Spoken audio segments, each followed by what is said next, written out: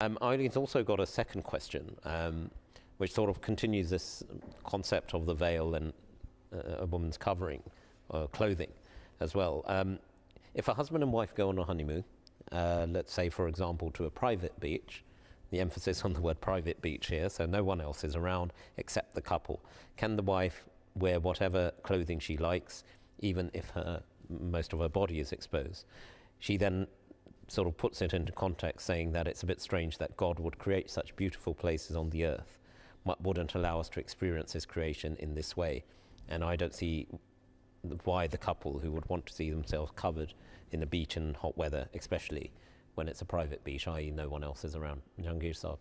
Well, taking up on what Dr. Saab said once again, it's very much the same subject, but just pushing it a little bit further. Yeah. In Islam, we have this concept of the inner courtyard, first of all. And you'll see on all Islamic countries, there's this concept where there's an enclosed area which is exposed to the sun and to the elements, where the women folk will be able to freely sit and chat and have fun and whatever. And Islam in no way restricts them in that sense, as long as they're in an environment where they're not being watched by the public eye. Then they're free to take part in sports and to have fun and whatever they want to do.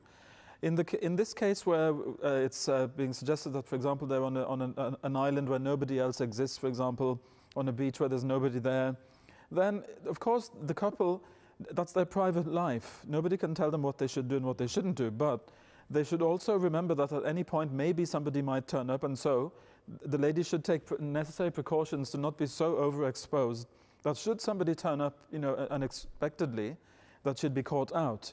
So it all comes down to common sense. But as she's saying, there's no reason why she couldn't be more relaxed in her clothes, for example, when she's in a private place, whether it's on a beach or wherever it is and there's nobody there. That's private as far as the definitions go, and it would be very much like she's in a courtyard, but it's not as safe.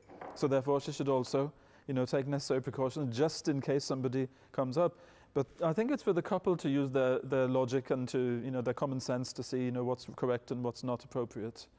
Jazakumullah, Jahangir Saab, and Dr. Saab as well for the earlier answer. Eileen, thank you for your question. I trust you feel they have been answered, but we look forward to any further comments or thoughts you may have. You know the email to send them into, faithmatters@mto.tv.